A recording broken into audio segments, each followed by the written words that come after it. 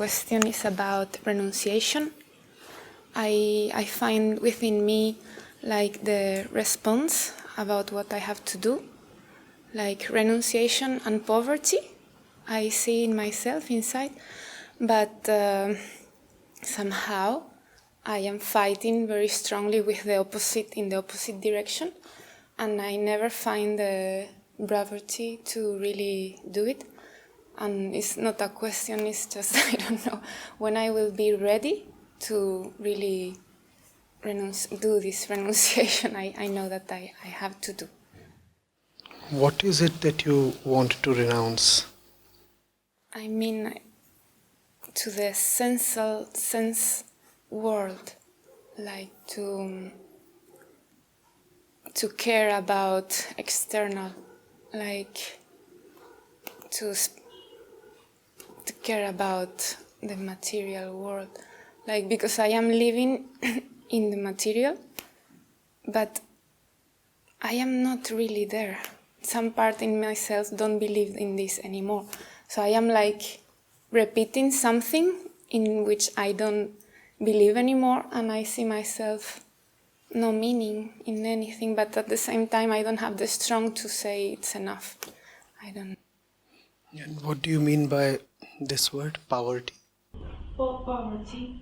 Like, because I understand that this renunciation for make your ego dissolve somehow, it's also about to make yourself little, like, and poverty, it's like don't have anything for others to look at you and see, oh wow, it's like maybe I should not need to be a hero, maybe because my ego is so strong, maybe I have to work cleaning the streets and be happy doing this.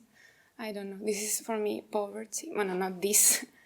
Like I see, like I like very much San Francis of Assisi, and I understood why some people, send people, they go in this way, because it's the direction towards God somehow, or God, or the other, it's ego, is the opposite direction. So, and I don't know, I saw inside of me, but it's so strong, the other tendencies. So I don't know when I will be ready, in how many lives, or... It may not really require many lives. There is the direction of renunciation, and then there is the direction of possession and identification and attachment.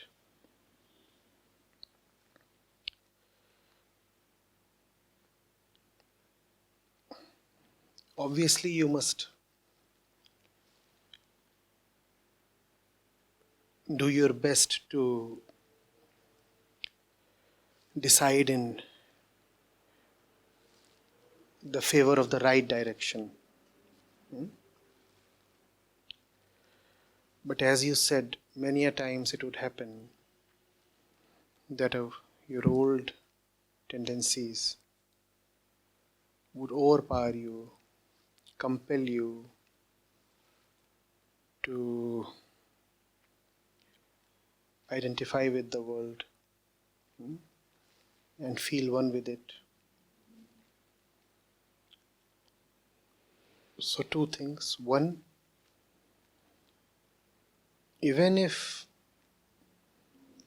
your defeat is to come, let it be a hard-fought defeat.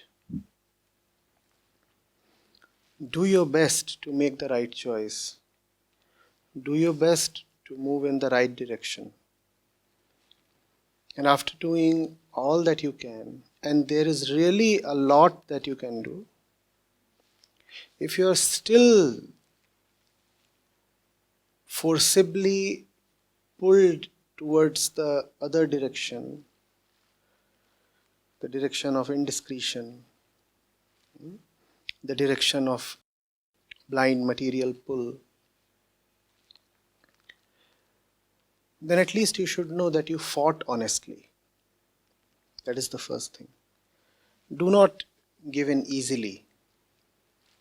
And if you do not give in easily, you will find that you are capable of far more than you might usually think of. And then the second thing, when you choose rightly, when you win, that is obviously a welcome and an auspicious situation. So no need to talk about that situation, because in that situation you would have already done what should have been done, what must have been done. So chapter closed, the right thing has been done. But it still remains to be discussed what to do when one has not been able to choose rightly, when one has been made to side with the world. When one knows fully well that one is not on the right side of spirituality or dharma, what to do then? Listen carefully, what to do then. You have been pulled to the wrong camp, right? That's the situation in those moments. You have been pulled to the wrong side. Now observe clearly what's there on that side. You now belong to a place, even if temporarily, momentarily, that you should not have belonged to in the first place. But what to do? We are all mortal creatures in flesh and blood. We all have our flaws, our weaknesses, our indiscretions. So now, let's say, for an evening, we belong to the wrong place. What to do?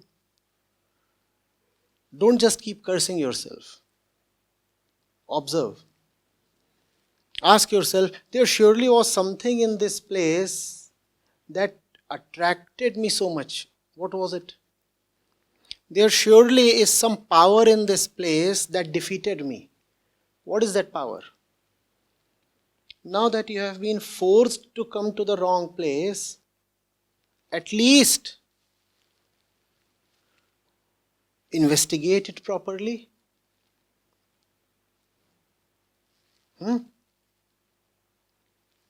Let it be some kind of a spy mission. That's the best use you can put your defeat to.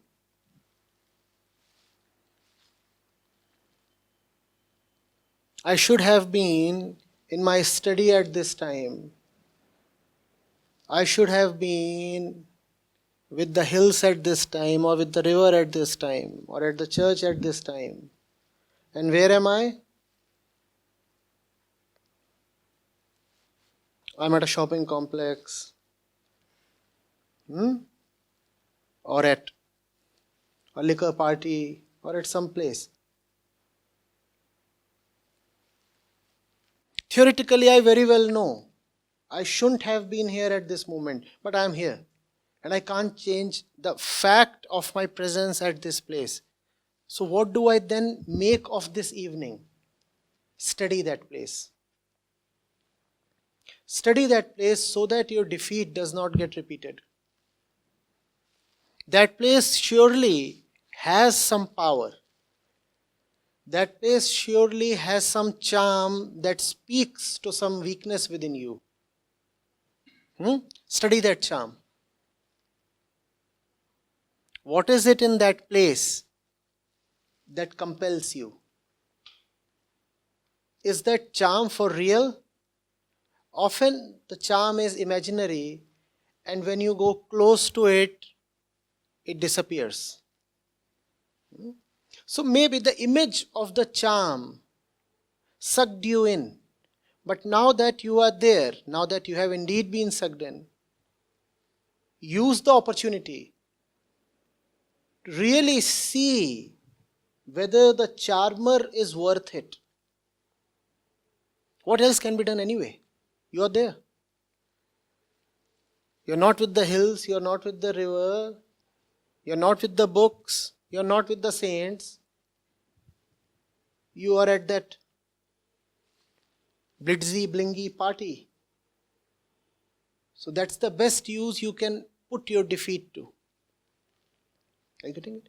And that's very important for all of us, because we will get defeated. Some of us will get very frequently defeated, the others maybe a little less frequently. But there is nobody who is an absolute winner. We all have our moments, our episodes of failures. We all let ourselves down sometime or the other. What to do then?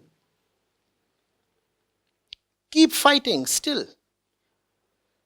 What was rule number 1? Do not go down tamely. If there is an inner conflict and you know which side should win, fight hard to ensure that the right side prevails. That was rule number 1. Rule number 2, even when you are defeated, keep fighting. Now, of course, frontal warfare is not possible. The direct and obvious battle has been lost. So now let there be guerrilla warfare. The enemy has pulled you to his camp. Now what do? Spy.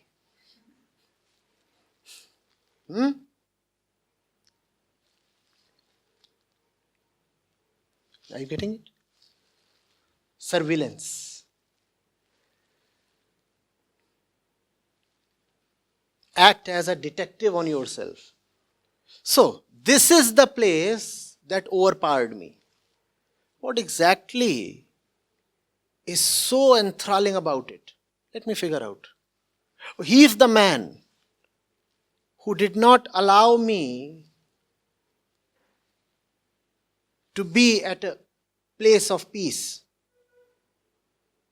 Something about him just overwhelmed me. What is it about that man? I'll not just stay at a seductive distance and allow his charm to continue. I'll go close to him. I'll figure out whether he is really worth it. Either you ensure that you remain a long distance away from him, that would be your absolute victory. But if you cannot do that, if he indeed does pull you towards himself, then go totally towards him. Investigate. And if your investigation is honest, the charm will disappear. And if the charm does not disappear, even upon really rigorous examination, then maybe the person is worth it. There's no need to run away then. Maybe the one pulling you in is himself a saint in some other form. Fine. If you have a living saint, why do you need to go to a library or someplace?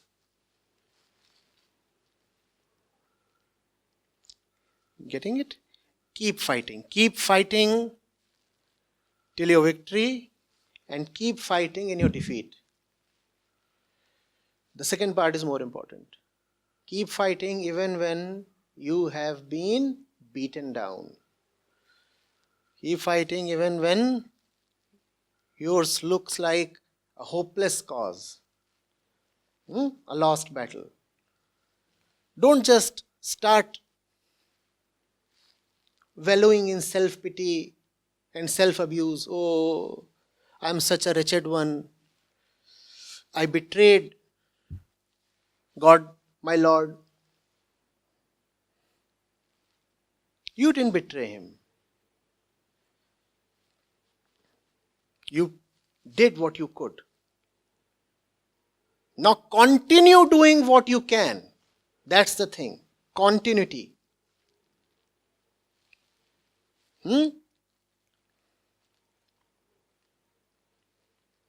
Surprise the enemy. Let him think that he has won. And even when it appears that he has won, you must continue fighting.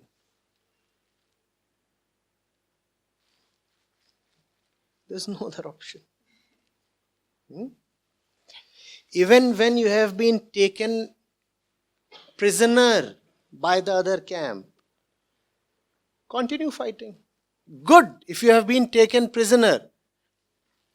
You have been allowed access to the other camp. That's a great opportunity.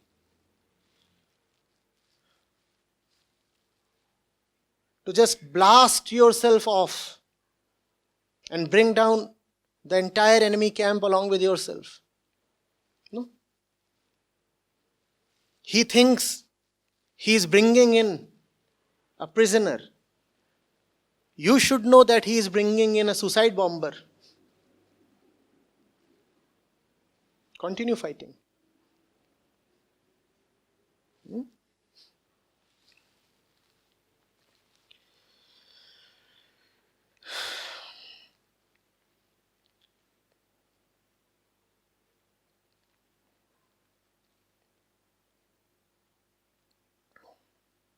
There are enough tales, in India on the same theme.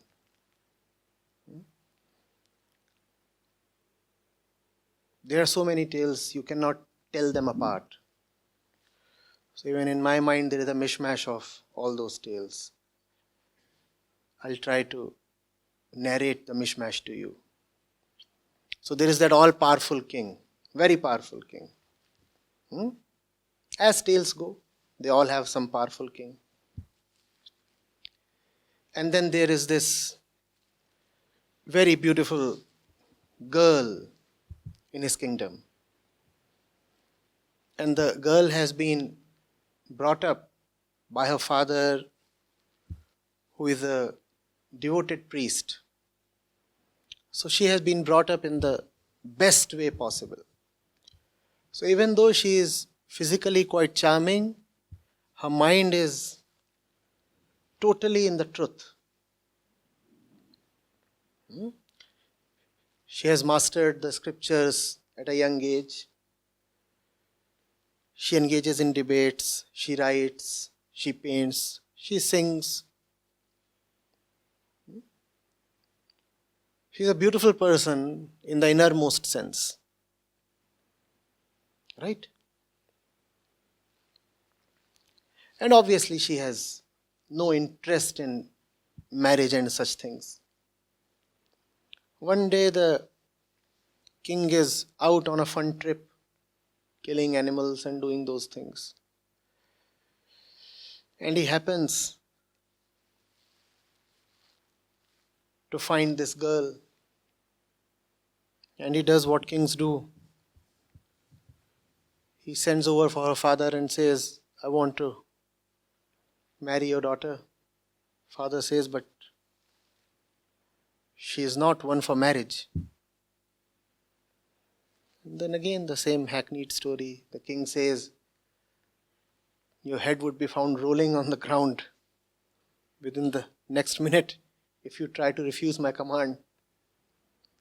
Father says, you can kill me, but I'll not force my daughter. The daughter comes to learn of all this. And she tells her father, Father, there is no need to get killed. I'll marry the king. At this point in the story, it looks that the king has won. The authority of the king has prevailed. The physical, material power of the king has prevailed. And the girl has succumbed. Right? The girl has succumbed. So bad. And she gets married to the king. And the king initially does what a powerful man is likely to do. He feasts on her body. But slowly, she starts delivering education to him in hidden ways. The king is not somebody who would easily listen to the scriptures or to words of wisdom. So in some way or the other, she starts talking sense to the king.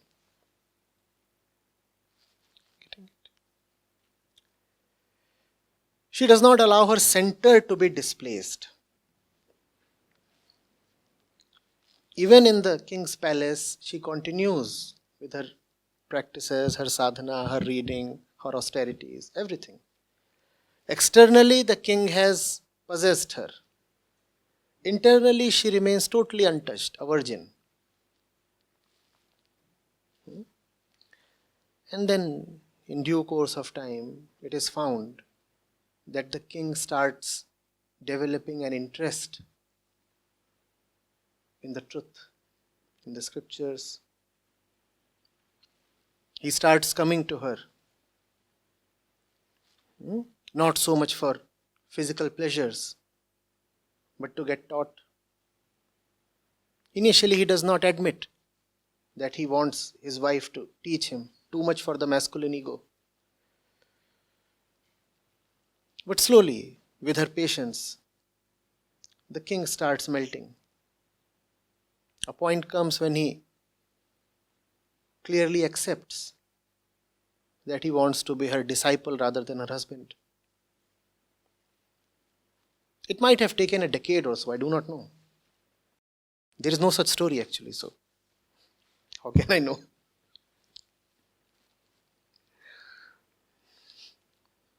And then comes a day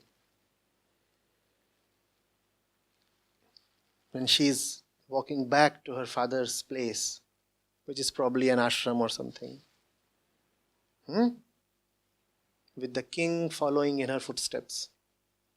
So there was a day when the king had forcibly abducted her from her place.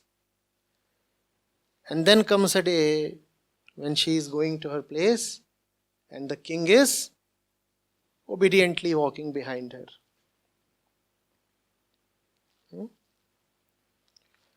So it happens. Continue your fight, even when it appears totally lost. This is a great scripture called Tripura Rahasya. It is in a little bit of a similar setting, with the wife instructing the husband.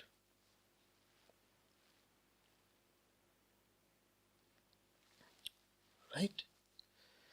So do not just come up with excuses. And defeat is such a great excuse to remain defeated. But I am defeated. The moment this becomes an excuse, you will remain defeated. Now your defeat will become permanent. So never say that you are defeated. Let there be setbacks. But be convinced of your ultimate victory. Know for sure that if you are siding with the truth, then the victory is already yours. Therefore, all defeats are bound to be merely temporary. That sureness has to be there. That's called faith. Getting it?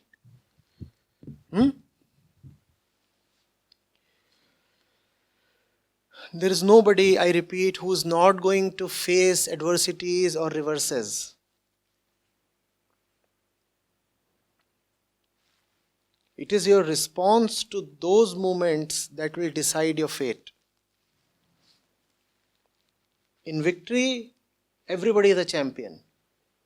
You must be a champion even in defeat. That's what is needed.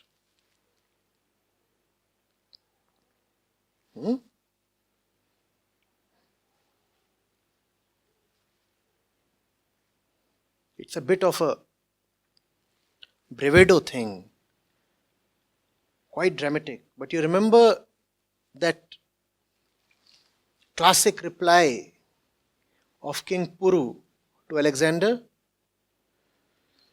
You remember? No? So Alexander came to India like he went to other places in Asia with the intent to conquer and plunder. Persia had already been subjugated, and he was now knocking on the doors of India. And King Puru actually, was at that time ruling a territory that was broadly in today's Punjab. In fact, a little west to today's Punjab. So that was the gate to India. And Puru was the first king Alexander needed to conquer if he wanted to penetrate into India. And Alexander had a huge army. And India was divided into a large number of small kingdoms. Compared to Alexander, Puru was a small ruler with a small army. But he fought extremely bravely, extremely bravely.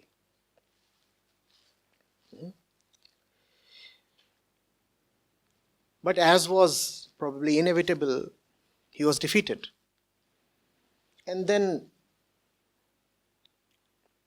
his hands were tied and he was presented in front of the victorious Alexander. And Alexander asks him, "So Puru, how should we behave with you?" And in that moment, when all has been lost, his army is destroyed, his kingdom gone, and he is standing with his limbs tied, Puru replies with his head held high, as a king behaves with another king.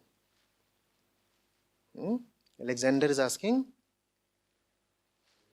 how should we deal with you? And Puru says, as a king deals with another king. And it was such a stunning reply, as if the fellow has never been defeated at all.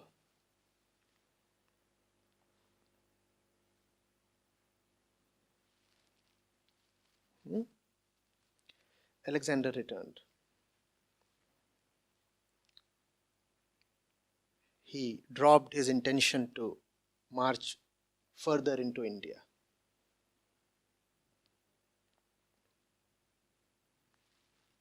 Carry the spirit of victory even in your defeat.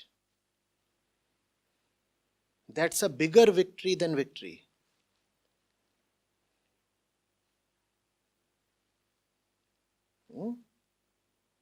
Maya wants to destroy your morale, crush your spirit.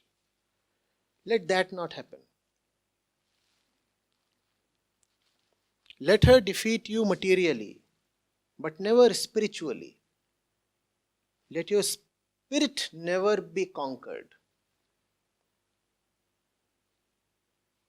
And that is one thing Maya has no control over. She has all control over situations. She has all control over your thoughts, tendencies, emotions.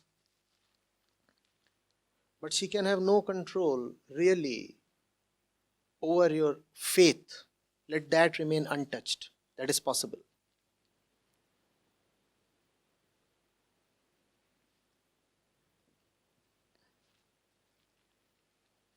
Getting it?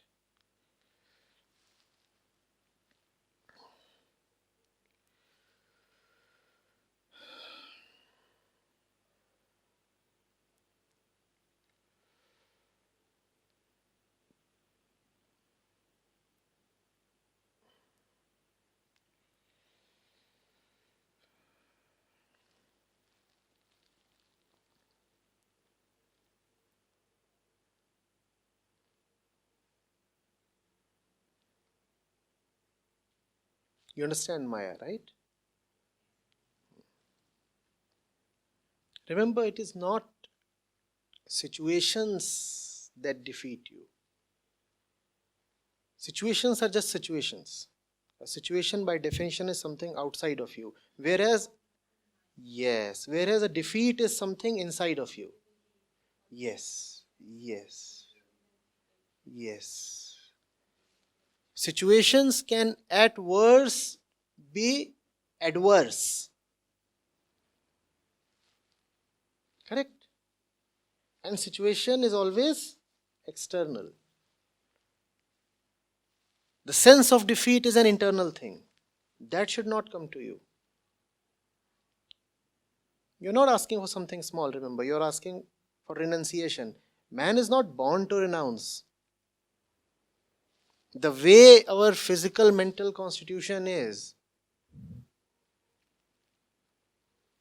we are born to stay cursed. As if our body and our mind have hatched a foolproof conspiracy against ourselves. There is nothing in us that is really conducive towards liberation. All the senses, they remain so fond of the world. The mind keeps thinking only of the world. The body feeds on the world and exists in the world. Correct? So then how is it possible for the person to renounce the world? So remember that renunciation is really a very high goal. It is a very improbable thing that you are asking for. And when you ask for something so very exquisite, then you should not expect easy attainment, right? Were you asking for something run of the mill, easy, cheap? Then you could have expected it to be achieved in one shot tomorrow. Tomorrow I'll try and get it. Renunciation, liberation, all those things. Tomorrow itself, yes. Around 8 a.m. in the morning, maybe. Before I finish my breakfast, I'll be liberated. But fortunately, liberation is not something so valueless. It will demand all yourself.